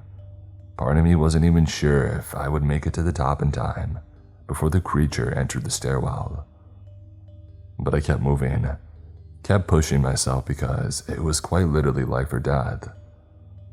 I was careful, making sure not to throw too much weight on any section of the stairs that looked to be too unstable. I kept my eyes on what was below me, cautious and not to slip up. But just as the breathing had reached the doorframe, I was only on the last few steps, just feet away from the top. I was thanking every god that I could think of that I was gonna make it without that thing seeing me. That is, until on the very last step, I slipped and my foot dislodged a chunk of material from it, sending it crashing down the staircase below me, and breaking apart more and more with each step that it collided with. The footsteps outside the stairwell suddenly ceased, and so did my movement. I held my breath, turning to look back down at the doorway. The silence was deafening, and I didn't dare move a muscle. Not yet. The creature, whatever it was, let out a low, surprised snarl. I could hear it sniffing the air from outside the doorway, and that's when I seized the opportunity to more or less throw myself up to the top of the stairs. I landed as quietly as I could, just before looking up to see more or less a similar layout to the first floor. However, to my right was what looked to be the school library. I could hear the creature as it entered the stairwell and began climbing up at a moderate speed after me. So I turned and made a mad dash into the library to hide as it tailed me, still not getting a look at its appearance. The library itself looked just as abandoned and as dilapidated as the rest of the building. None of the shelves even had books. But I didn't have time to think about it. I frantically looked around for several seconds before laying eyes on what looked to be the circulation desk with an office behind it. I could hear that the creature was a little over halfway up the staircase, and I was running out of time to find a place to hide. I quickly made my way around the circulation desk and bolted for the door to the office behind it, praying with every fiber of my being that it wouldn't be locked. I threw my hand on the knob, hearing that the entity was now at the top of the stairwell, its breathing more rapid and almost angry in nature. I turned the knob, only for the door not to budge at all. I tried again and again, finding no more success than my first desperate attempt. So I did the only thing that would save me from becoming a bloody smear on one of the walls. I crouched down and moved up against the desk. The top of it was offset, just enough to hide me if the beast were to peek over. Speaking of which, I heard its breathing as it entered the library, its footsteps coming to a sudden stop as it seemed to sniff the air. I thought that it was over right there and then, that it would detect my scent and kill me right on the spot. Yet nothing came. Didn't stop my life from flashing before my eyes though. My cheeks were going red from holding my breath as the creature continued to stay idle and scan the library. Moments that felt like years passed, but the thing eventually lost interest, and I heard it turn and exit the library into the hallway from which it came. although I didn't go down the stairs, not according to my ears anyway. I waited for several minutes before I even dared to peek my head out into the open, cautiously lifting myself up and over the edge of the desk to take a look around. I was alone, or at least my eyes told me that I was, but I wasn't sure if I could even trust that at this point. I needed to keep my head on tight though. I quickly but quietly climbed over the desk before turning to my left and finding what looked to be an opening to the school gym on the opposite end of the library. And it was either that or going through the same doorway that thing just did mere moments ago. I made the obvious choice and I headed for the gym, and it was of course dimly lit, or it looked to be that way from inside the library. But once I crossed the doorway, I got the full scope of its appearance. It was dilapidated, just as the rest of this place was. That was expected. There were fluorescent lights hanging by a thread from the ceiling, and the floor was abundantly cracked and dirty. The basketball hoop backboards possessed only about half the glass that they should have, with the nets also being worn down and hanging halfway off the rim. It was a ridiculously large gym, much bigger than the one that my school had possessed, so every step that I took made me feel like an ant walking across a king-sized bed. And despite the fact that I knew that I was alone, I couldn't help the feeling of being watched. It made me speed up a bit, as well as taking a couple of glances around me for good measure. But I didn't hear or see anything that moved, and maybe that was the problem. I got just less than halfway across the court and came upon a certain section of worn-down bleachers that appeared stained with mold, which led all the way up each step until it hit the wall. I took a look at the wall itself, the part that was just above the top step of the bleachers, seeing that there was something written on it in what I assumed to be blood. "Don't go in the water." It only raised more questions than answers, as there wasn't a drop of any actual water in sight. The ominous sentence had made me think about just how many other people had also gotten stuck in this part of the expanse, and they were never able to tell their stories. I decided that it was best to leave the bleachers alone though. The less of the environment that I involved myself with, the better. At this point, I was practically jogging toward the door. There wasn't anything pursuing, nothing that I could hear or perceive in any way. But regardless of the fact, I still wanted to get the heck out of that area. I took one last look back, seeing the doors that I entered through from the library were now connected to what looked to be another dilapidated classroom. The expanse had changed its environment yet again. Part of me had pondered if it was possible or not to actually see these shifts occur. But nonetheless, I made it to the door and threw it open, only to step through and look up like a mesmerized child. This time, I found myself in a wide, massive, and empty cafeteria. It was what you would expect from a public school as far as the general decor and design. The scale of the room itself was a bit large though, but not ridiculously so. It seems like every room in here was just slightly larger than it should have been. The long and rectangular dining tables were strewn about, with some being upside down or flipped around in various ways. They were also beaten like crazy with chunks of wood missing from some corners and sides, and that wasn't mentioning the cobwebs strung up in between the seats. And yet there wasn't a single arachnid or insect to be found. This cafeteria had 2 hallways on either end acting as exits. I opted for the hallway on the left, as I had seen a couple of doors that had looked ajar, but what they actually led to was a mystery from the angle that I was at. Everything seemed so lifeless, and yet you were always under the impression that you were not alone. There were still no windows that allowed me to see what might be on the outside of all of this, although part of me wondered if I would look out and just see nothing but a black void. It had become more than clear to me at this point that I was not on Earth anymore. Regardless, I made it to the opening of the hallway and immediately darted into the first open door that I saw, reaching behind myself to slowly shut it as quietly as I could. This next room was probably the most normal out of everything that I had seen thus far, by the standards of the expanse anyway. It was a simple natatorium. It was on the bigger end of things as far as dimensions like the rooms before it, but nothing that I hadn't seen in schools back on Earth. And it was surprisingly sterile and intact looking, not nearly as worn and torn as the rest of the building. It had it all. The white and blue tiled floor, the diving boards, the lanes in the pool, and the potent smell of chlorine. Although it was a bit dimly lit, making it difficult to see what was beneath the surface of the water. However, on the edges of the pool were white, rectangular signs that, on any other pool back in reality, would usually list the depth of a particular section.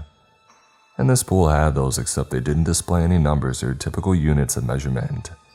Instead, there was just the letter X painted in black ink on each one. I raised an eyebrow before shifting to the edge of the pool and peering over. The eerie silence only furthering tension that shouldn't have been present. Now, pretty much all natatorium pools usually allow you to see the bottom, but this one didn't, not even a little bit. I sat there puzzled as I focused hard and squinted my eyes to locate the floor of the pool. But the harder that I tried, the more that I only saw just an endless, dark blue abyss. It looked to not even have a bottom at all, and if it did, it definitely wasn't anywhere near reasonable enough to swim to. And speaking of, I caught movement in the corner of my eye just as I was about to look away. It came from closer to the right end of the pool, just about where my peripheral vision ended. The depth of the pool was consistent across the entire thing, even where you think it would have or should have been shallow. I turned my head to focus on whatever it was. I squinted, once again spotting the black mass, slowly inching toward my end of the pool. It had to be more than 30 feet in length alone, with the width being around 5. 3 months ago, I would have assumed what I was seeing in that moment was nothing more than my eyes playing tricks on me. But now I fully accepted that there was something down there, something alive and probably dangerous. So I did the most common sense thing that I could. I turned around and made my way to walk right out of the natatorium. I didn't want to bother sticking around to find out any more information about whatever was swimming around down there. I didn't have tools to do a thing about it anyway. But as soon as I had reached the door and put my hand on the knob, I froze. The breathing, the footsteps. I heard it again, and it was right outside the door. That thing, it was back, and this time I finally caught a glimpse of its hideous appearance through the glass in the door. The creature wasn't very tall, just under 6 feet by my estimation, but that didn't do anything to take away from its grotesque nature, not even a little. Its body shape resembled that of an overweight human, maintaining a bipedal stance as it walked. Its skin was a sickly gray color, with it looking like it had been forcibly stretched over the bones and muscles of the beast. Its face possessed not a single feature, giving it the appearance of sheet metal. Its most disturbing feature, however, was that of the 2 long and thin appendages protruding from its shoulders.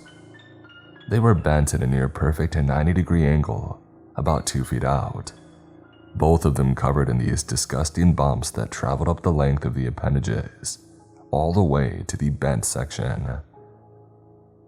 The creature turned its faceless head and pointed it right at the glass in the door. Sure, it had no eyes, but I knew somehow, some way that it could see me as clear as day.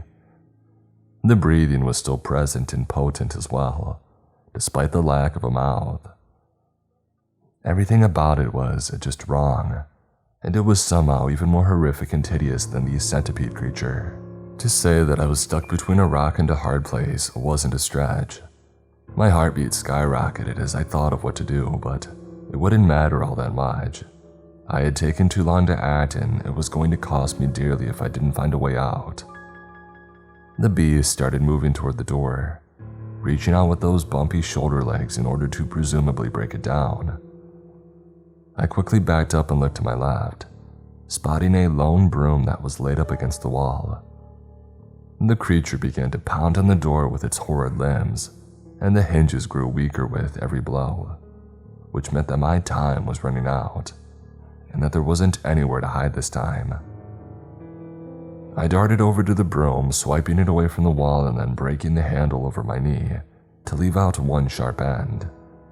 After which I gripped the blunt end with my shaky fingers, and then I held it behind my neck in the stance of a baseball batter.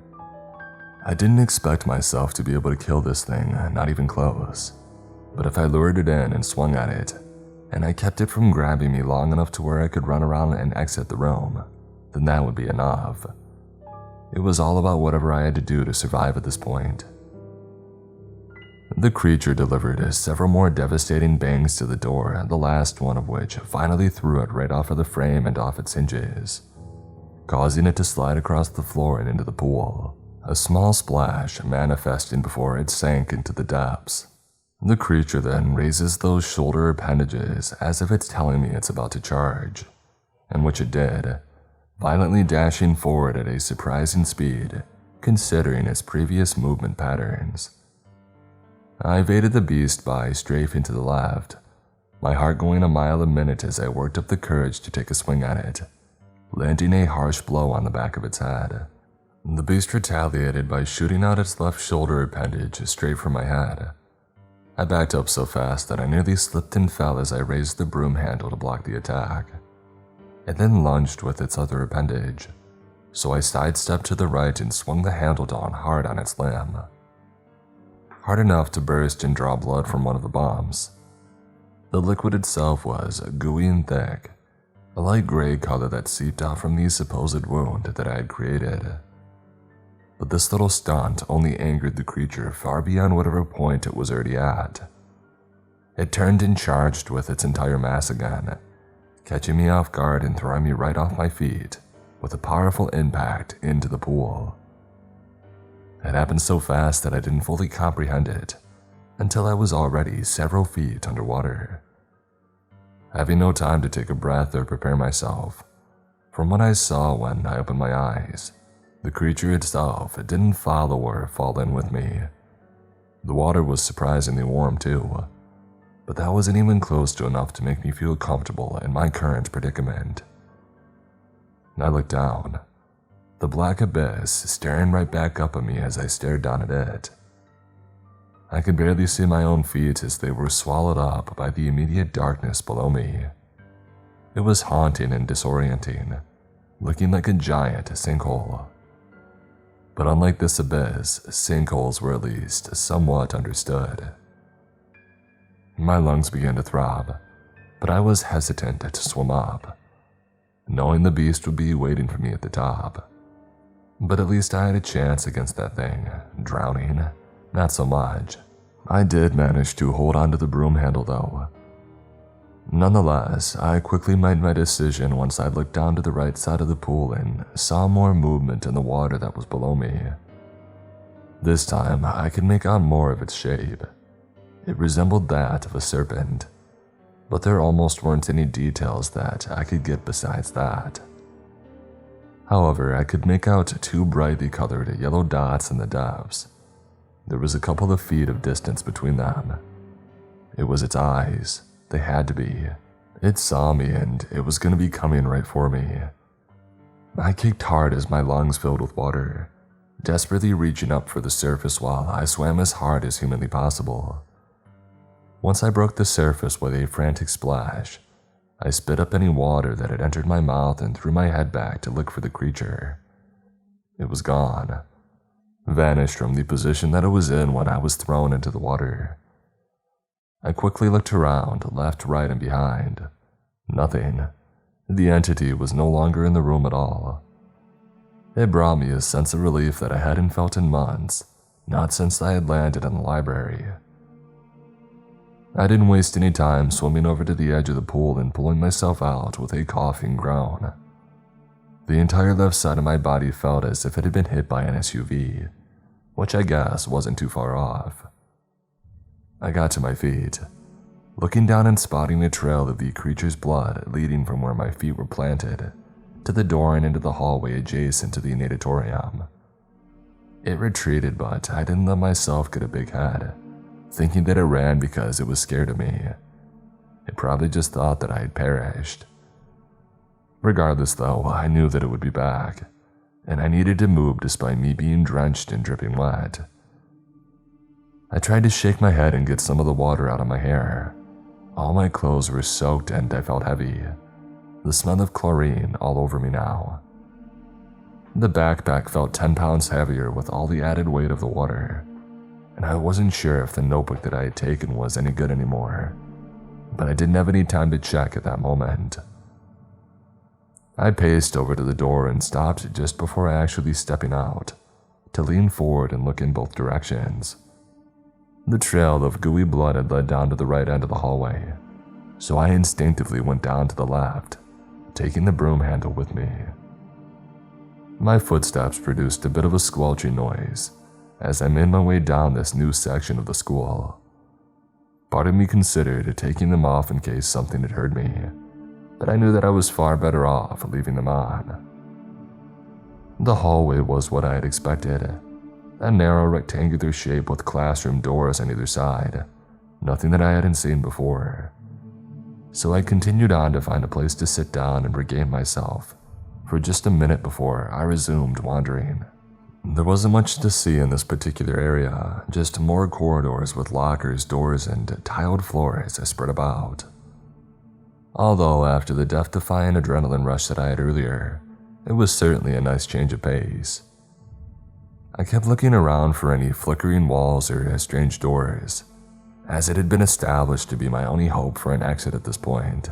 The Expanse didn't seem to abide by many rules, but if one thing was consistent, it was that flickering walls were either your worst nightmare or your saving grace. Now that most of my initial shock and existential dread of the Expanse had worn off, and mostly turned into general caution, I felt a sense of anger boiling inside of me, as both myself and the people who never listened to me, and Tiffany. But according to what those agents had said, she had already gotten what she deserved, both for what she did to me and probably countless others. Those armed agents dressed in black were a whole other question. Who were they? What did they want and who sent them? Was it truly the government or something more sinister? After wandering for who knows how long, I got to a point where I had mostly dried off, giving me an opportunity to stop and take the backpack off in the middle of an empty hall. After unzipping it and reaching inside for the notebook, I was taken aback at what I saw. It was mostly intact and only slightly wet on both the back and cover. The backpack was heavily water resistant apparently. I opened the notebook up, rested my back against the wall on my left, and I began to document everything that had taken place since leaving the classroom, all the way up to the chase with the creature and the encounter in the natatorium. It felt beyond cathartic to once again get my story in writing, in a morbid sort of way. There was still the off chance that I didn't make it out of here alive for a second time, and I had somehow prepared myself for the fact that all the people who knew me back in the real world may never see me again. Missing persons cases are always haunting and terrible to endure, especially for the close family members of the victims involved. But at least when someone goes missing on Earth, there's a chance that you could find them. There are trails they leave behind whether they want to or not. There's hope, even if it seems hopeless. But when somebody goes missing via falling into the Expanse, there's nothing, no trails and nearly no evidence. Not if you don't see it happen. It makes me wonder how many missing person cases exist solely because of this place. I didn't get much time to ponder on a potential answer though, as I picked up on an all too familiar sound heading my way. The footsteps, the loud, thundering footsteps, and the low and deep breathing. The creature was back and heading my way one last time. It was coming from behind in one of the adjacent hallways. I slammed the notebook shut and threw it inside the backpack, quickly zipping it up as I put the straps on my shoulders, after which I reached down and hastily snatched the broom handle, gripping it tightly as I stood back up. I'm sure the fact that I smelled like chlorine only made it easier for the creature to track me down, the beast that could sniff you out without a nose. I prepared myself for the inevitable encounter, gripping the broom handle as I backed up slowly, waiting for the creature to turn the corner and charge me. This thing wasn't going to leave me alone. It wasn't going to give up and go away. It would keep coming for me until I took my last breath.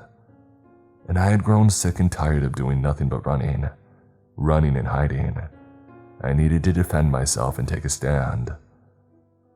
The footsteps and breathing grew more potent.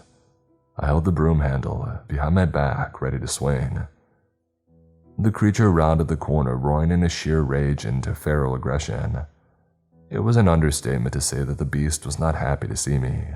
I was terrified. I thought about how this would be my potential end and that this thing would kill me and that would be it. But as I sat, I was done running. It let out another earth-shattering howl before charging at me, but I wasn't foolish enough to try and block him. So instead, I dashed to the side and nearly falling off my feet as I tried to avoid the vicious attack. The creature doesn't waste time following up. It turns and it charges again, throwing out the left shoulder limb that it possessed and slamming me against the wall, my back stinging as I feel it impact the brick. I quickly take a swing at the creature's head with the broom handle, only briefly causing it to jerk to the side before snapping back as its featureless face stared me down. It raised its other limb up in the air, preparing to slam it down on me, so I quickly raised the broom handle and swatted it away. I followed up by then flipping the handle and shoving it forward, impaling the creature in the abdomen area. It cried out from the gruesome injury, flailing all its limbs around in an animalistic rage as it swatted at me. I backed up to avoid the blows, nearly falling over in the process. I lunged forward and grabbed onto the broom handle before pushing forward on it, letting it impale the creature even deeper, avoiding another incoming swat from the beast's limb. It roars louder than ever before, the lack of a mouth doing nothing to hold back the ear-shattering volumes that it could reach. The entity's blood flows out from the wound, coating several inches of the handle, as it also runs down the body of the creature. I let go and backed up, watching as it continued to go berserk. But it wasn't done and it wouldn't go down. Not quite yet. It reached forward and yanked the handle out of the wound, the sound of both its pained growls and flesh, tearing, being coupled together. Once it's out, the entity then throws the handle several yards behind itself. It lands with a mocking thud on the floor of the hallway, now completely out of reach. The creature then snaps its head at me sideways, and without a weapon of any kind, I didn't stand a chance. So I did the one thing I told myself that I was done doing. I ran. Wasting no time turning and bolting down the hall, and with the creature now aware of my position, it revealed its true speed, taking off after me as I pumped my legs with adrenaline-induced vigor. The creature practically shook the ground as it chased after me. I fled down to the end of the current hall before making a hard left and heading down another almost identical one. The creature was hot on my tail, seemingly not slowed down by its wound. I was sweating and panting like a dog as I kept sprinting forward. I thought that I would be stuck in a mindless chase with this thing, one that would only end in my death once I ran out of stamina. And there was no part of me that was prepared for it. Surviving all of these experiences in the expanse only to die like this, and become another missing persons case in some random police database. But after looping around one hall and entering what looked to be a second cafeteria, I spotted something that I thought I would never be so happy to see. On the wall at the opposite end of said cafeteria, there was a section of it that was just a bit darker than the rest, and it gave off a visually apparent flickering effect. Every bone in my body shrieked with both relief and terror as I felt the beast's presence just mere inches behind me. It was catching up. I had never run faster than I did right then and there, even at my previous escape from the expanse. Humans are capable of some extraordinary things when the threat of death is quite literally looming over them. Once I was only a few feet away from the wall, I threw myself forward and not even thinking about what kind of environment I may have landed in. It was disorienting going through the wall at full speed, but it's not like I had the luxury of being able to slow down. I practically slid across the floor of the room on the other side. I was only given a fraction of a second to take in my surroundings. A completely white, sterile-looking room with not a single stain on its walls that I could see. The creature had entered the room with an explosive entrance, charging and ramming me directly into the wall facing my back, all the wind immediately leaving my lungs as I desperately heaved for a breath. Slumping down to the floor as several objects I didn't visually perceive fell next to me on either side. The monster stood over me while letting out a triumphant cry, raising its left limb and bringing it down with an eruptive force and impaling my leg, going clean through my shin and thigh as I screamed with the volume of a jet engine. Scarlet red blood coating my socks and staining the floor beneath me. I writhed and thrashed around before whipping my head to the right and laying eyes upon a pistol on the floor next to me. I didn't know where it came from or how it got there, but all I knew was that it was my saving grace, divine intervention, whatever you want to call it. I clenched my teeth together so hard while reaching over I thought that they would crack. I gripped the firearm, not getting a chance to switch the safety off, before the creature twisted its limb within my leg, provoking another horrific scream from my lungs. I quickly slid the safety off and pointed the barrel up at the creature's head, pulling the trigger twice and missing each time. The subsequent gunfire inducing it to thrash itself around and drag me along the floor, only causing me further agony. I really thought that this might be it, that this might be the end. But no, I wouldn't go down like I was nothing more than easy prey. I finally come to a stop after all the thrashing and sliding, getting an opportunity to lift the pistol once more, my hand shaking as I aim and quickly pull the trigger. The bang erupts and the bullet tears right through the creature's throat, leaving a gaping hole that spewed out the gray blood. It howls, roars, and cries were now gurgled, and its limb slipped out from my leg, causing me to bleed. Even more, it was nearly a small pool at that point. The creature's legs began to give out. It wasn't even focused on me anymore, it just stomped around before falling forward, as it slowly bled, its blood now even mixing with mine as its body landed with a powerful thud. But it took less than a minute for the beast's cries to grow faint while it was on the ground, and soon all movement had ceased, and there it laid, finally dead and no longer able to torment me. But I had a much bigger problem on my hands, one being the fact that I had lost enough blood to cover a mattress. I felt lightheaded and I struggled to stay conscious. Part of me had wondered if I even made it out of the expanse or just entered another section of it. That concern was quickly put to rest through once I heard an alarm of all things. It blared into the room like it was coming through a PA system. A robotic female voice announcing the sentence, "Level 5 security breach in Armory. All possible agents engage." I managed to turn my head to the left with a groan, seeing that the wall that I had been slammed into was lined with dozens of firearms, rifles, handguns, you name it. I laid my head flat on the ground. It started feeling too heavy as I was slipping into unconsciousness. Outside the supposed door to the room were sets of footsteps, one where you could tell they had boots on and other sorts of gear. A man's voice shouted saying, "Come on, move it. This is a breach." I didn't have time to hear the rest before everything finally went black. I couldn't tell you how long I was out for, but when I awoke, I was in a sort of medical bed, with various wires and bandaging on my leg. I assumed that I had been taken to a hospital, but I don't think most hospitals restrain your hands down to the armrests of the bed when you have a leg injury. I picked up two different voices in the midst of conversations, both male and female. I looked around the room for the sources, which itself was lined with several beds on each wall with corresponding sets of medical equipment. My backpack was obviously gone, most likely confiscated by whoever had occupied this place.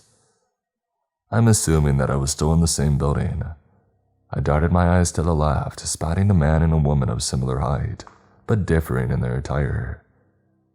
The woman was dressed in a suit and tie, her red hair thrown up in a professional bun. She looked to be in her early 30s.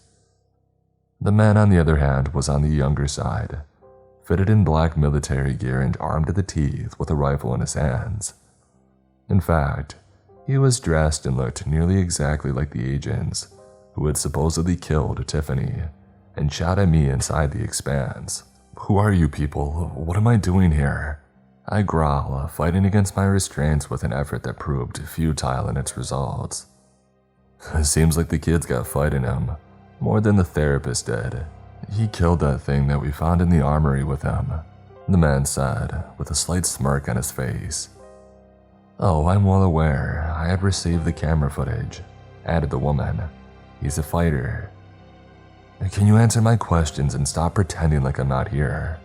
I went on, quickly becoming frustrated. "Hey, I'd be a little more grateful to the people who patched you up. You would have been a corpse floating in your own blood if it weren't for us." The woman replies, a surprising warmth to her tone, but I didn't fully trust it. "Yeah, trust me, we're treating you a lot better than Site 12 would. If it were up to Ted, you wouldn't be awake right now to complain." The armed man chimes in. "I had heard of these so-called sites, and I assumed this to be one of them." "You see," began the woman, "my name is Sandra Locke, and I'm the director of operations around here.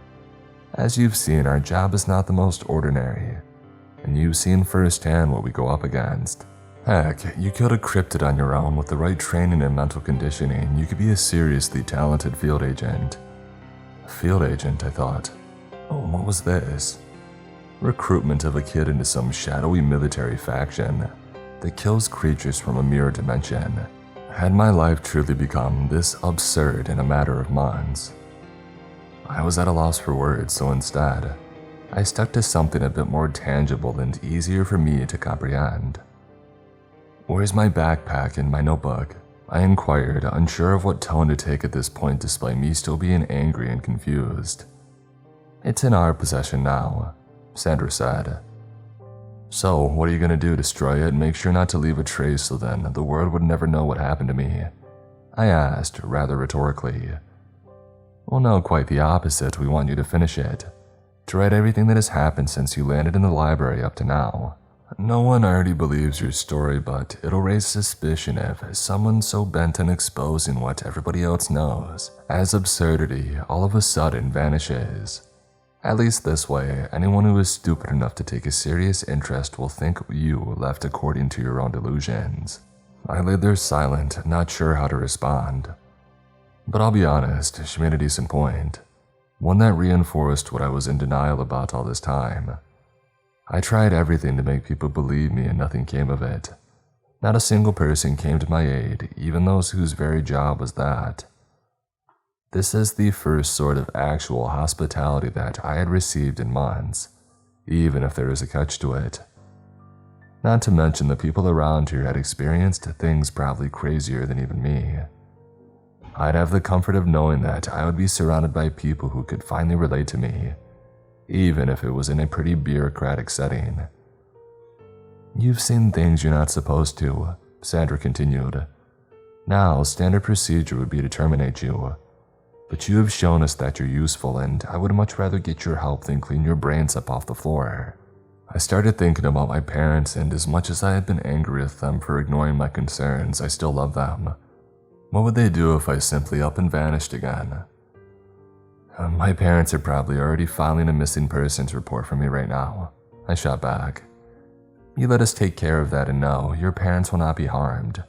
But after what you've seen here, we can't let you make contact with them again." Once again, who are you people? I grilled one last time. "Oh, you'll learn more about us as we go along, but I think it's pretty clear. We are the people who hunt things like the one you killed, the things that go bump in the night. Monsters, cryptids, whatever you want to call them, we exterminate them and keep them out of the knowledge of the public. This world would drown in chaos if it knew what truly lurked around every corner. Your therapist, for example, had to be eliminated. She was far too psychotic and would have been of no use to us. And I think we both know you don't exactly mourn her after she tried throwing you to the sharks. She would have drawn too much attention, with her quite literally having a door to the expanse, as you call it, right in her office. But you're different. You are indirectly throwing people off the trail, which is why we need you to finish what you started and join us. I can assure you that you will be well compensated for your work. There are many opportunities here at the agency. Wouldn't you like to be able to go back into the expanse one day with a fully armed team and kill everything in there that ever tormented you? And we'll torment or kill everything else who ends up there. I'll be honest, her offer was intriguing. My instincts were all telling me to say no, but what choice did I have? Decline and die, or accept and become some sort of monster-killing soldier? I'm not sure how much I wanted that kind of life, but I did, however, want to exterminate everything living inside the expanse, and maybe the expanse itself, if that was even possible. I wanted to avenge those who didn't make it out like me, those who fell victim to that place and never lived to tell the tale. Sure, I would have to sacrifice my mission of getting the truth out to people, but if I destroyed the very threat that caused it in the first place, then it wouldn't even be necessary. So I took a look at Sandra and made probably the worst or best decision of my life. With a long, drawn-out exhale, I asked, "When do I start training?"